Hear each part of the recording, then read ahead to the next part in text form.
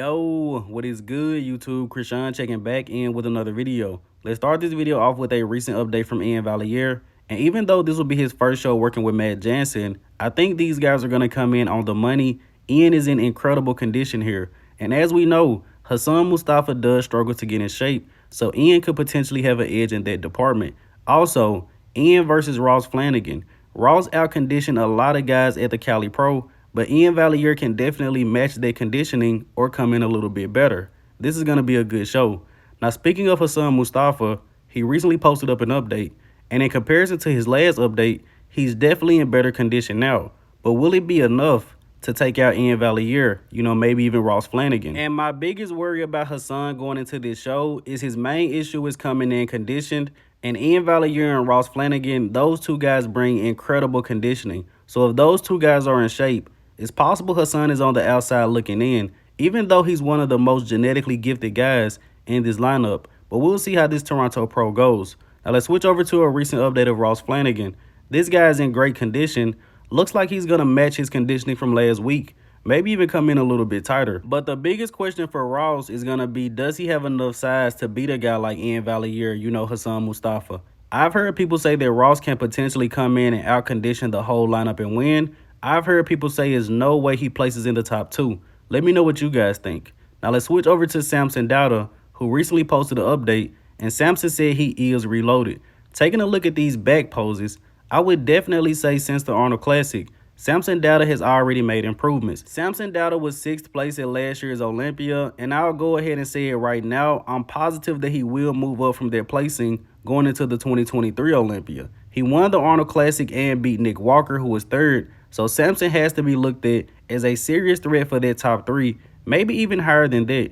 This guy makes improvements from show to show, and I don't think they're going to stop going into this year's Olympia. Be looking for an even better Samson Dauda than we saw at the Arnold Classic.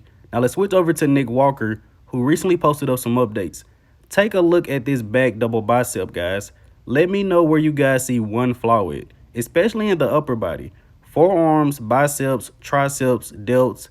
Look at the lower lat insertions on Nick Walker. I do believe the quad sweeps from the front will still be an issue, especially against guys like Samson Dauda. But Nick Walker can definitely make up for that in the side poses and the back poses. And just because Samson Dauda beat Nick at the Arnold Classic doesn't mean that's going to happen at the Mr. Olympia. I think it's possible that Nick Walker retains his 3rd place placing or potentially moves up. That's just my opinion. Now let's switch over to Hunter Labrada and Elliott Dermond. These guys recently trained together. And don't forget, guys, Elliott Dermond is still an amateur bodybuilder. This guy still hasn't turned pro. But take a look at the shape on Hunter Labrada. The arms, waist looks pretty good here. Also, quads look incredible. Hunter is about 10 or 11 weeks out from the Texas Pro.